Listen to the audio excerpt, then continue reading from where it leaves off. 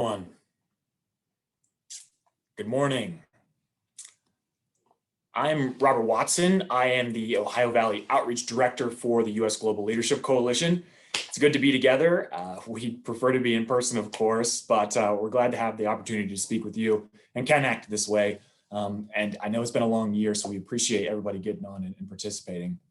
We're joined by a number of participants from Illinois this morning for an important discussion on America's role in the world in the midst of the COVID-19 pandemic.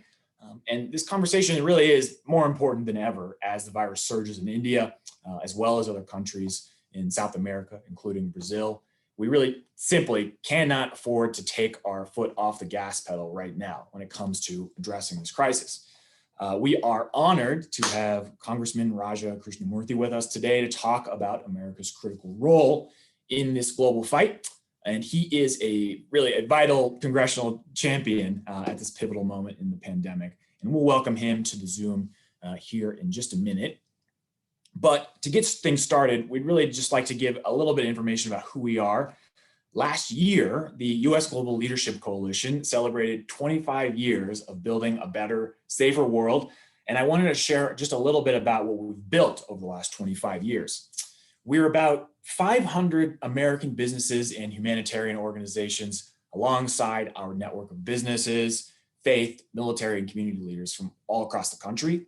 And our bipartisan National Advisory Council is chaired by Secretary Colin Powell and is made up of our nation's top national security and foreign policy leaders, including most every living former Secretary of State. Our National Security Advisory Council is comprised of over 200 retired generals and flag officers, and our Veterans for Smart Power program is made up of about 30,000 across the country who are committed to strengthening our non-military tools. And really what brings us together is a belief that America's role in the world matters to American families, and that when America leads, we all prosper. It's a belief that strategic investments in development and diplomacy are essential for protecting our national security, advancing our economic interests, and projecting the best of American values as well. We talk about why this tiny 1% of the federal budget, called the International Affairs budget, is one of the most cost-effective and powerful investments that America makes. It is sometimes referred to as the foreign affairs budget, but it's really so much more than that. It's our diplomats and embassies around the world. It's support for our key allies and the programs that create jobs and open new markets in developing places. It's also our response to humanitarian disasters, and it works to address many of the root causes of terrorism as well. And importantly, and very relevant to our current situation, it's our efforts to tackle global health threats like Ebola and COVID-19, which have been a wake-up call that what happens overseas impacts us here at home. And in fact, viruses can travel across the world, and I think it's about 36 hours. So that 1% investment is effective, accountable, and transparent, and it delivers for the American people.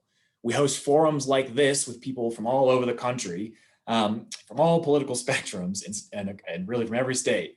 And we see that Americans really do want to engage on these things, want to understand how internationalism impacts their lives, and we like to connect those dots. COVID-19 continues to underscore the importance of being engaged with the world.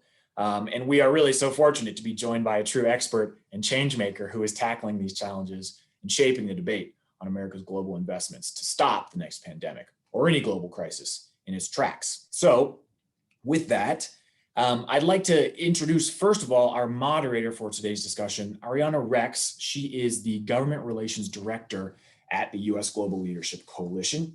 And now I'm pleased to welcome our special guest, whom you know well, Congressman Raja Krishnamoorthi. He's been hard at work to address the challenges of COVID-19 over the past year and keep Illinois safe, and has been fighting on the front lines these past few weeks, to ensure that the people in India get the resources and the vaccines that they need to beat back this unbelievable surge in the virus across that country, which recently surpassed a devastating 400,000 cases per day. And so as one of just 4 Indian Americans in Congress, his leadership and voice in this crisis has been really critically important. So Congressman Krishnamoorthi brings a wealth of experience to his work in Congress, from work on political campaigns in an Illinois state government to running a small technology business. And today in Congress, he sits on the House Intelligence and Oversight Committees, and has been a strong supporter of advancing America's global leadership through our civilian tools of development and diplomacy. He's also a member of the House Select Subcommittee on the Coronavirus Crisis.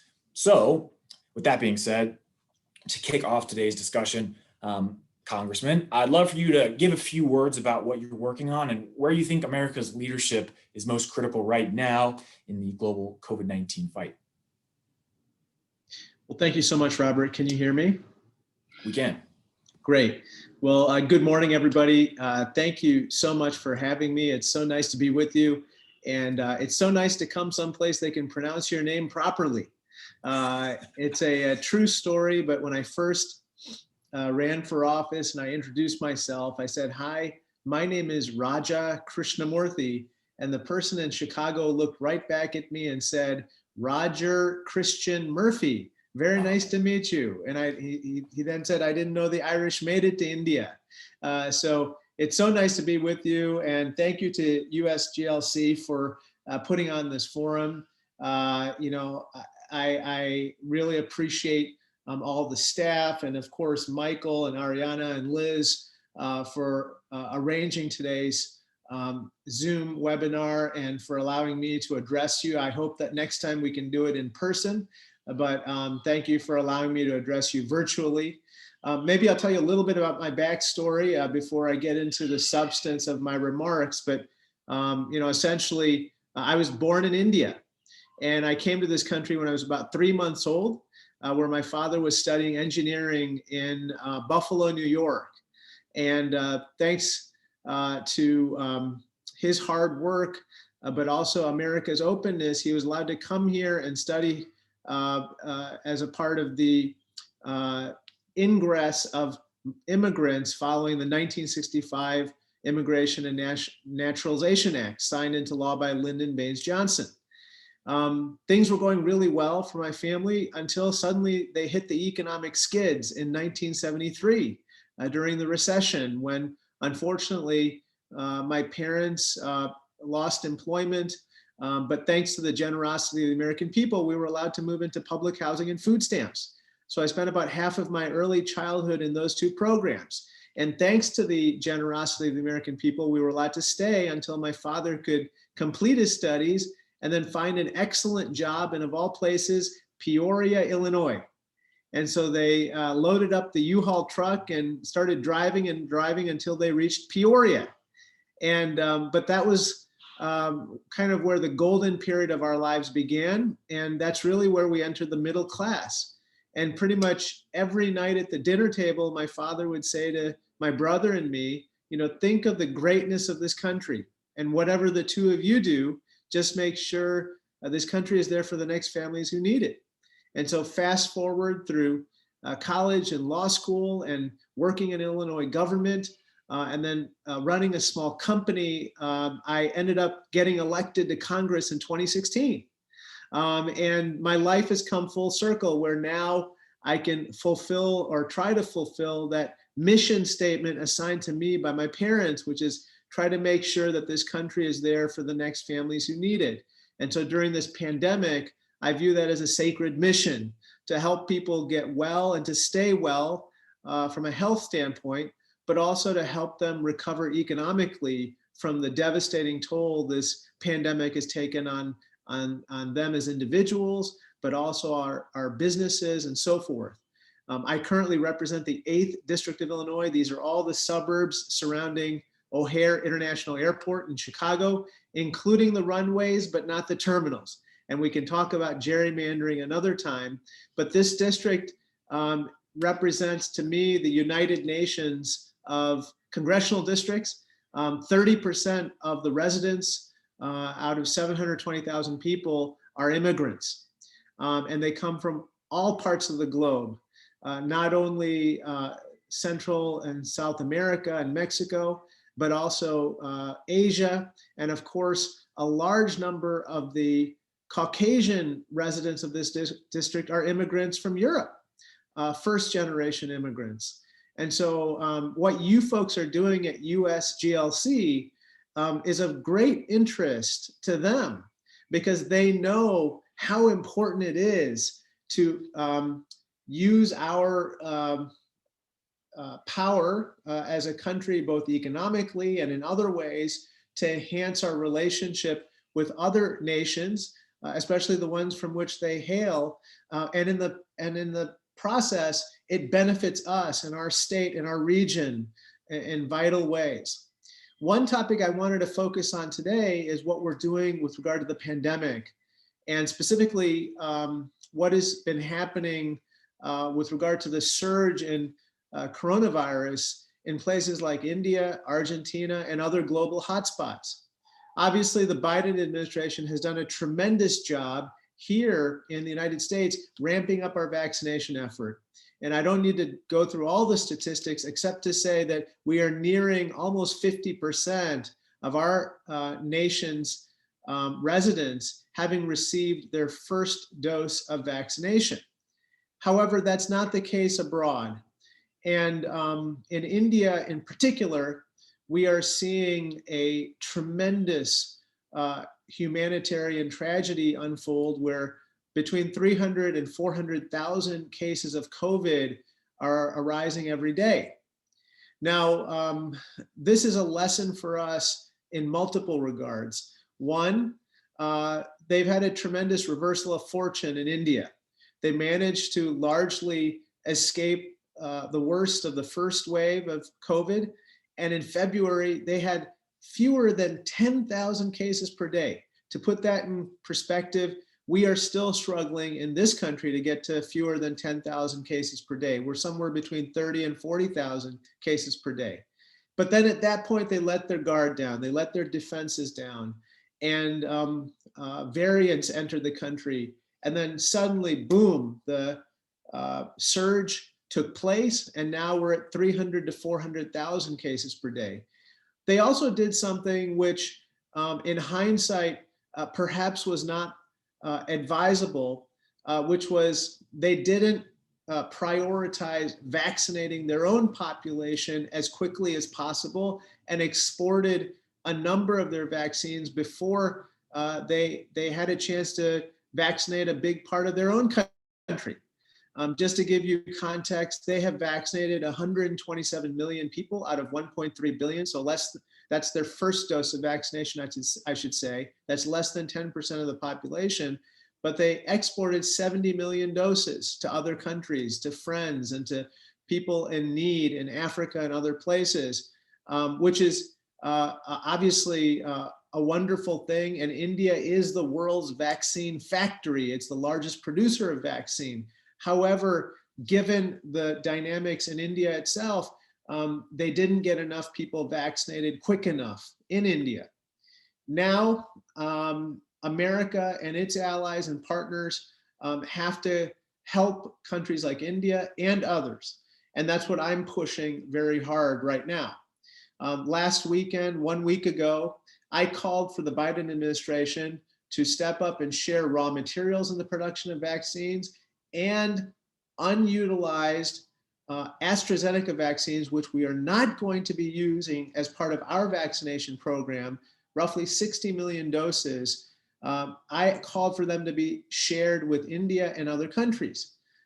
Following my call, about 2 days later, and I had repeatedly called for this online as well as on TV and so forth. Thankfully, the Biden administration announced that it would be releasing those AstraZeneca doses to other countries. And recently, they heeded mine and my colleagues' call to temporarily waive intellectual property rights on the production of vaccines so that South Africa, India, and other countries can ramp up the production of their own stockpiles of these vaccines and get their countries vaccinated. We have to do everything in our power to help India and other countries right now for two reasons. One, it's the morally right thing to do, and we should do it out of a sense of compassion and love and our common humanity. But secondly, we should do it because it's also in our best interests. as long as the COVID fires are raging anywhere in the world, if they rage out of control, they will come back and burn us here in the United States. We know that these variants travel very quickly, and we should do everything in our power through our international aid and through our assistance in other ways to help India and other countries. If we can do that, especially in a case such as India, India will not only be able to recover faster than otherwise, but it will also produce more vaccines to help the rest of the world. And so this is very important, and I am glad that the Biden administration has taken initial steps, but it needs to do more. And we're going to continue to call upon them to do so. And as a member of the Special Select Committee on COVID, I'm going to be in a special position to exercise oversight with regard to this issue, as well as other issues related to COVID and our international response. Finally, I just want to say that what you're doing at USGLC is so important, bringing together experts, people who are formerly with the national security and intelligence agencies and the military, as well as the State Department. This is, in my opinion, one of the most important parts of the agenda that need to be pursued by the Biden administration, and you have an ally and partner in me in doing so. I think you're on mute, Ariana. Thank you. I was. Congressman, thank you so much for joining us this morning. We really appreciate your opening remarks and really helping frame this important conversation today. And we know how personal this is for you and how engaged you've been, particularly given the tragic situation in India. I know you've spoken to folks in the administration as well as the Indian ambassador to the United States. And I really think you laid out in your opening why this matters so much, that we are engaged in this international response alongside our domestic response here at home to this global pandemic, and really what we need to continue to do. So thank you so much. I really want to continue to dive into this conversation around some of the global challenges that we're facing today. And I know we have limited time, so I'm just going to jump right in to the conversation and ask you this next question that really kind of broadens out what you just shared with us this morning. I think it's pretty clear, and it's pretty fair to say that this COVID-19 pandemic has dramatically altered the global landscape that we are facing. And that has absolutely important consequences for Americans here at home. I'm going to go out there and say the world today looks quite different than it did just over a year ago. The challenges, as you know, are unprecedented, from new strains of the virus, as you talked about, to increasing instability, growing humanitarian crises, backsliding on development progress, rising authoritarianism, competition from the Chinese government. I could go on and on and on. Earlier this year, USGLC consulted with dozens of experts from across the political and policy spectrum to really understand the scope and the magnitude of these challenges and how the US can step up and address them, just like we're doing around COVID-19. And we compiled what we're calling a global needs assessment that identifies at least $14 billion in new resources across America's development and diplomacy programs to do things like invest in pandemic preparedness and help prevent the next pandemic from reaching our shores, responding to humanitarian crises, bolstering US economic competitiveness around the world. So where do you see opportunities for Congress to really strengthen America's development diplomacy toolkit so that we're prepared to meet these challenges head on, to protect the health, safety, economic prosperity of Americans? And what are the risks if we don't step up on the global scale?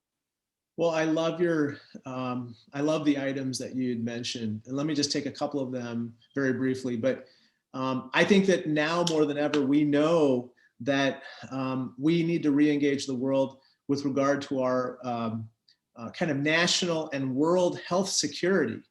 This is something where I would like to see us stand up almost like an early alert system, an early monitoring system across the world, where we would work with our partners and even people that maybe we don't consider our partners and allies, whether they are the Chinese or the Russians or others, to basically say, look, we know that we disagree on these other issues, but with regard to pandemics, which are unfortunately going to come back and be on the horizon in the future, we want to have an early warning and monitoring system.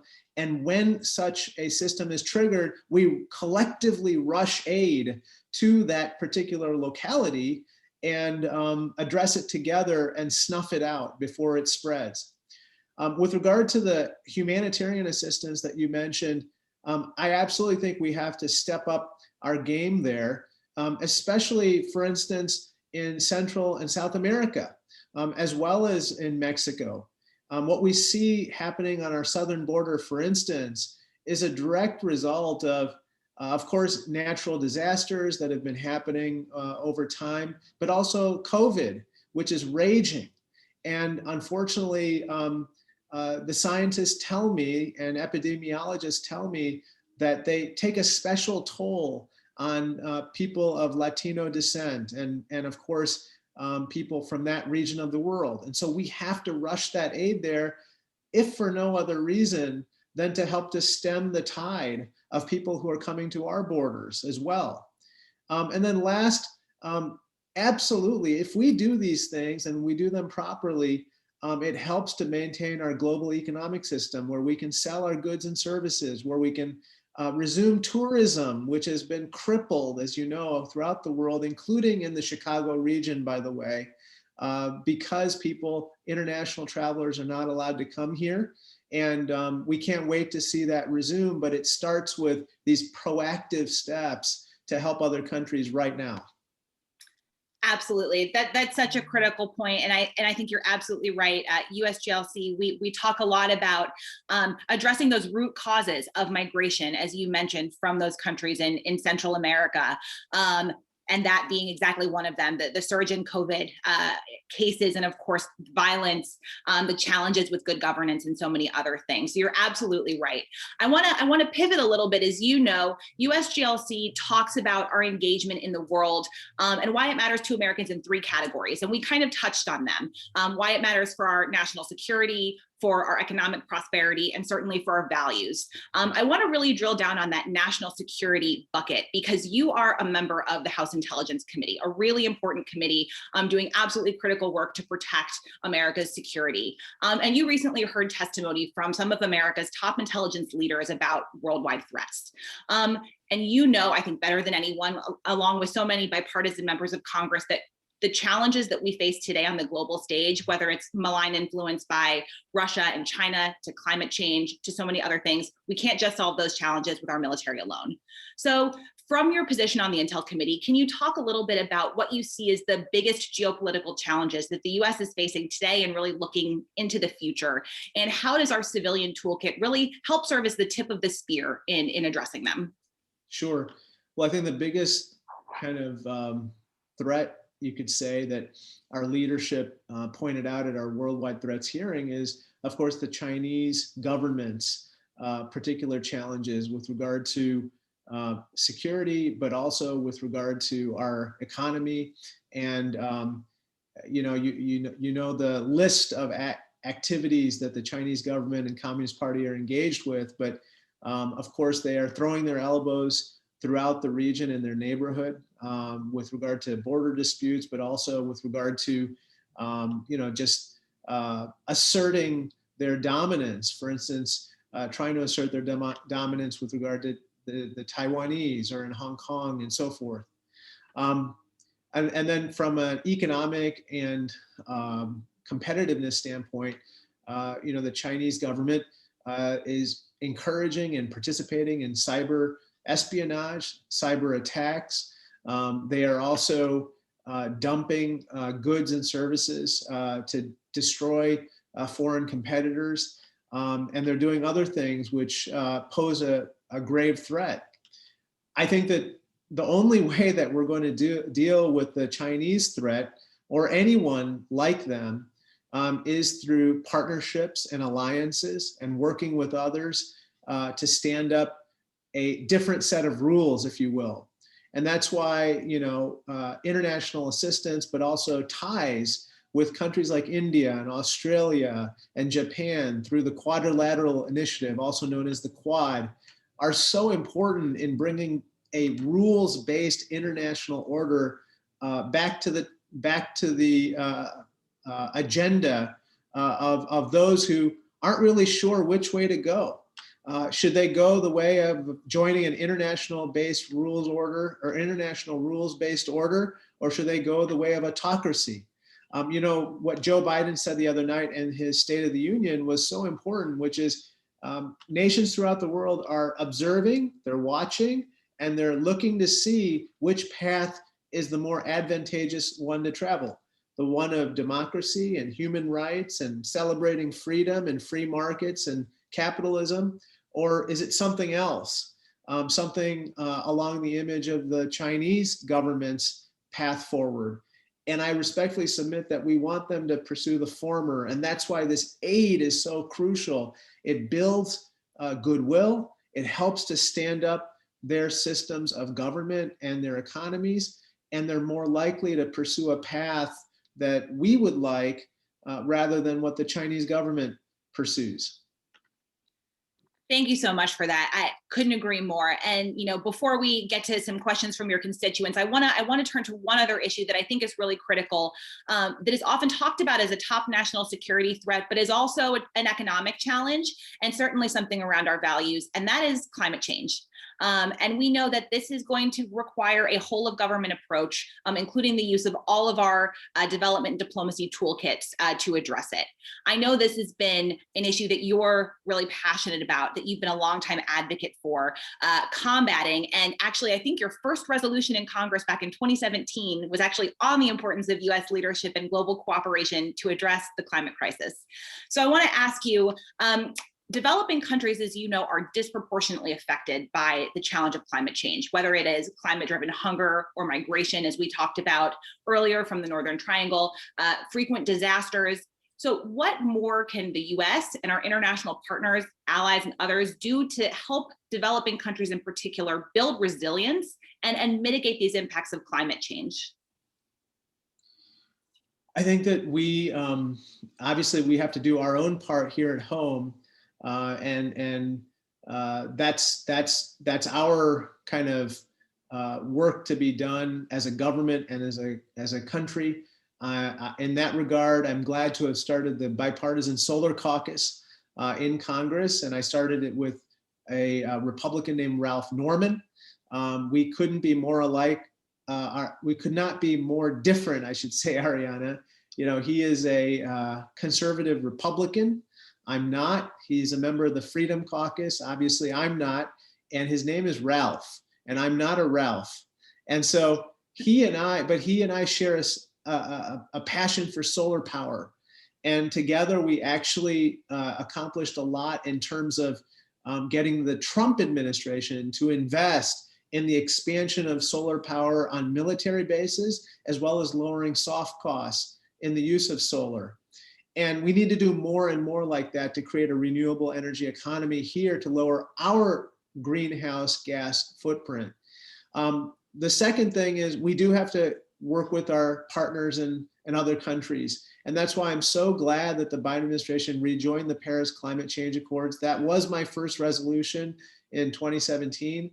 I'm so happy that 5 years later, it's being taken up, and we are actually getting together with our friends and partners and others to figure out what our mutual goals are going to be. Finally, we will have to provide assistance to those countries that will find it hard to potentially move to a renewable energy economy. That might mean some technology transfer so that they can produce within their own country some of the items that they might otherwise have to buy from other countries. It's kind of like this vaccine thing, Ariana.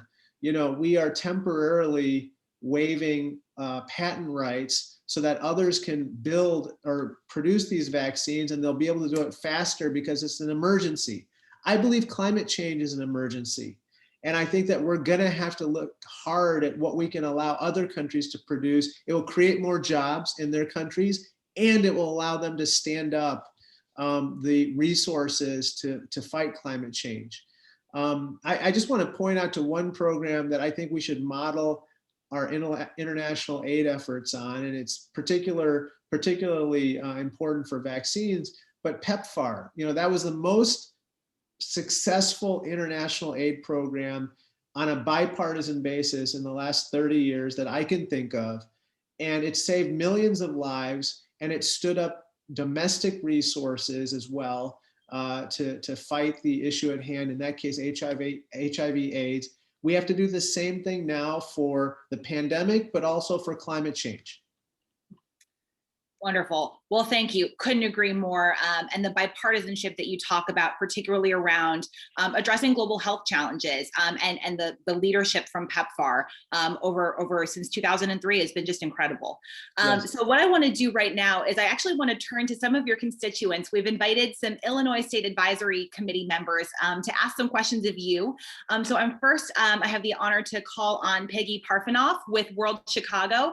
Peggy, turning it over to you for your question to the Congressman. Thank you, Congressman. I fully agree with you on PEPFAR. It's a global program we hear about often with really, really good words. At World Chicago, we host international exchanges sponsored by the State Department, including the Fulbright Scholar Program, bringing students and scholars over to teach or spend a year in Illinois schools and universities. And we do the International Visitor Leadership Program, which you and your team in Schaumburg have been wonderful about meeting with delegations. So shout out to the Congressman's staff. And so thank you for that. But these programs, of course, stopped cold a year ago.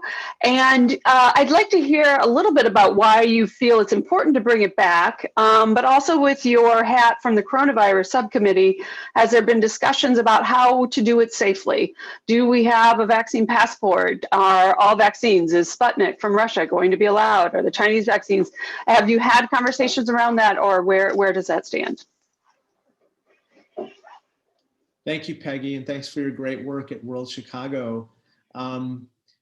The answer is there have been conversations. I think that the Biden administration generally is averse to a vaccine passport, mainly because they are concerned that it's going to kind of hamper their efforts to get past our domestic vaccine hesitancy problems. And we can talk about that in more detail, but a lot of people who are hesitant about taking a vaccine are also very concerned about government authority in general. And they think that a vaccine passport is yet another kind of means to limit their freedom. And yet we know that a vaccine passport can also be very helpful in practical ways. So how do we kind of find some kind of middle ground?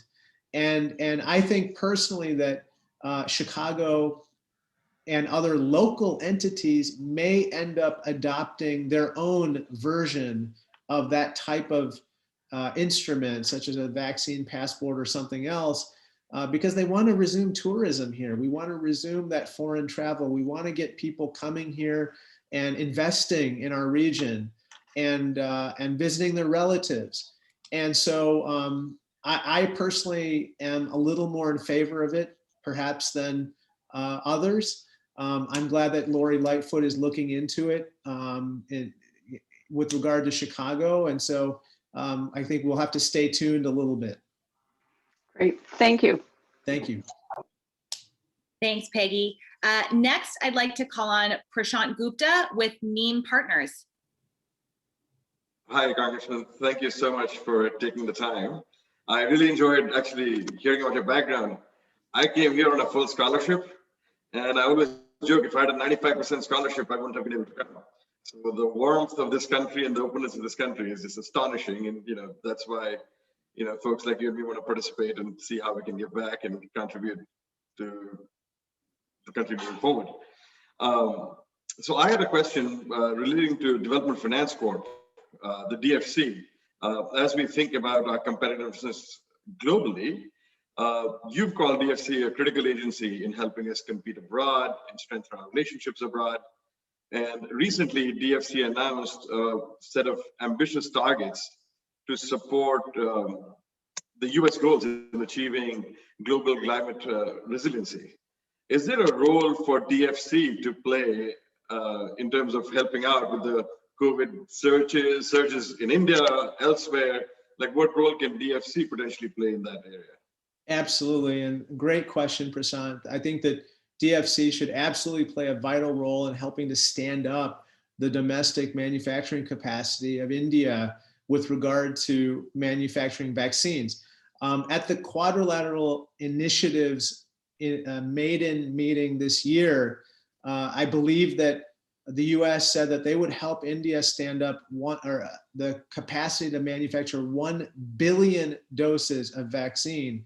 And I think that our ability to help finance that has already begun, and it's really crucial to being able to create that immense capacity. Remember, that capacity is not only going to help India, it's going to help the whole world. And so we absolutely should engage in those efforts. Thank you. Thank you.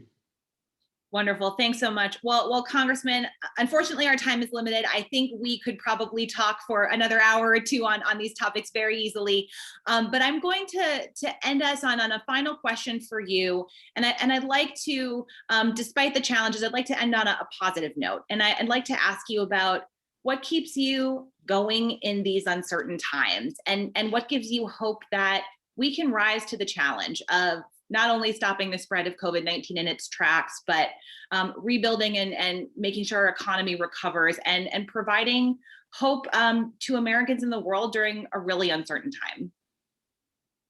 Well, thank you, Ariana. I think two things keep me going. One is the incredible generosity and humanity that Americans have shown each other, as well as the compassion that they've shown each other in reaching out to their neighbors, their family members, their friends, their colleagues, their customers, and their vendors, if they're businesses, to keep everyone going.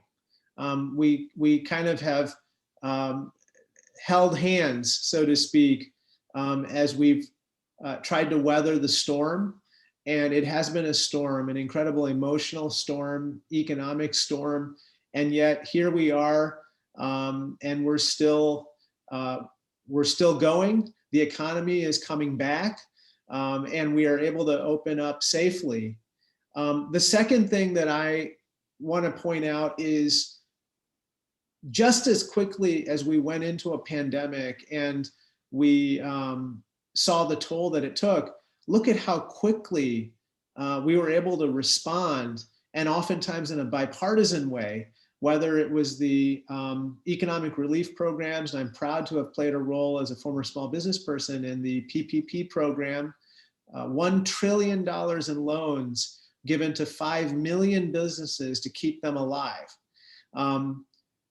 Or the effort to stand up the vaccines, the record time in which they were created.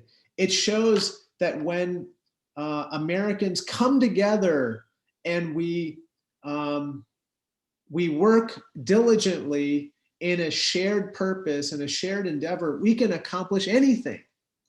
And that is where the opportunity lies with the rest of the world, Ariana, because yes, there are countries and there are regions that are hard hit, but if we go to their aid, if we work with them in partnership and collectively try to defeat the coronavirus, think about the goodwill it creates and the possibility that perhaps a little bit of that trust that we might build up in the process could be used to start to tackle some age-old conflicts that we haven't been able to resolve because of that lack of trust, because of that lack of goodwill, because of all the other problems that have cropped up in our relationship. And so that's why I urge my fellow Americans and our current administration to come to the aid of the rest of the world ASAP, because the sooner we do it, the sooner we can deal with the virus, which helps us, and the sooner we can build some of that goodwill,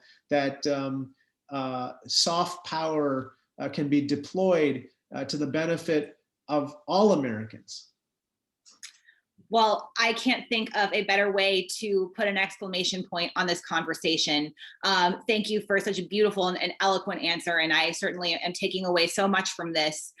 It's been such a pleasure and an honor to host you. Before we conclude, I'd love to turn it over to my colleague, Robert Watson, who is our Ohio Valley Outreach Director with USGLC, to close and to give us a brief call to action. Again, Congressman, thank you so much for joining me today. Thank you. Hi, Tyler, you mind starting my video again?